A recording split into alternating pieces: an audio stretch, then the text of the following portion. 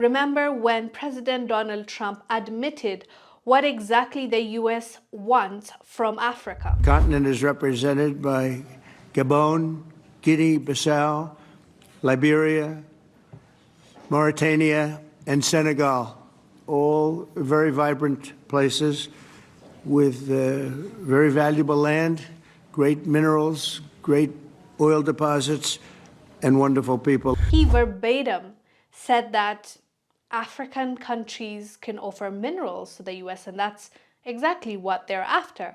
At the very least, he's being honest, right? He is openly telling these African leaders what exactly he needs from them. This is what Julius Malema had to say about what Trump said. When the racist, ignorant Donald Trump said, "We need your minerals to create jobs for our people," our president did not push back. He did not say, "We also need jobs." He smiled and nodded like a well-behaved servant in front of his master. The thing that is bothersome is not necessarily that the African leaders nod and smile when they're being told this to their face. What should bother us is the fact that they're not using this to their advantage. Trump clearly is telling you what he's after. It's your minerals, right? Plain and simple. You can say a lot about Trump, but at least he will tell you what he's about to do, or he will tell you as he's doing it. Unlike many politicians, whether you think it's a good thing or a bad thing, that's totally what you want to believe. But at the end of the day, if he's going to be honest, he's not going to sugarcoat it and tells you, I want to build my country using your minerals and your resource. What should you do as the leader of that country or those countries, right?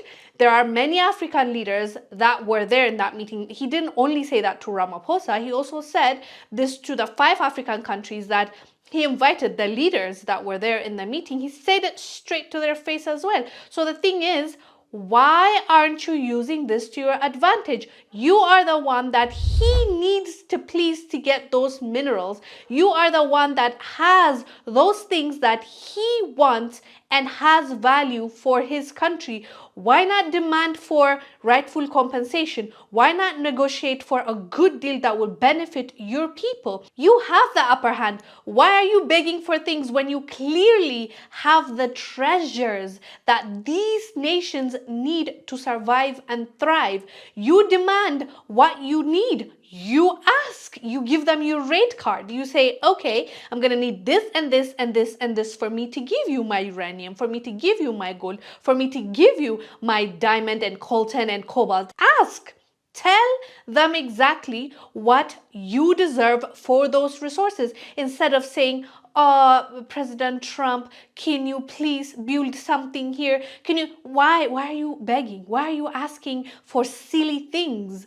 Ask for the real amount. Ask for things that will benefit your people. When Trump offers, okay, I'll bring my mining company there, you get up, sit on that table and say, okay, what I'll need from you is I want locals to be hired in that company.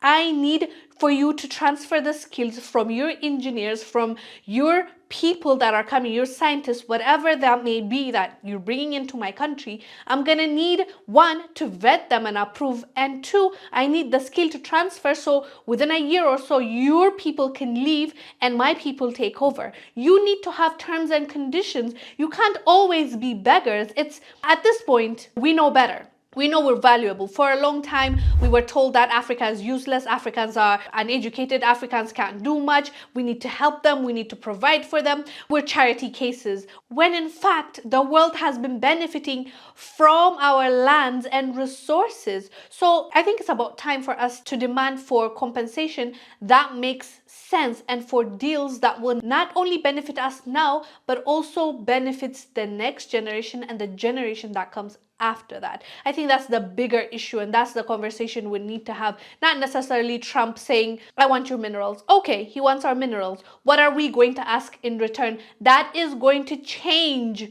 our people's lives. I think that's the main thing to focus on. Anyways, fam, let us know down below what your thoughts are about this. I am Wongel Zelalem. I'll see you on the next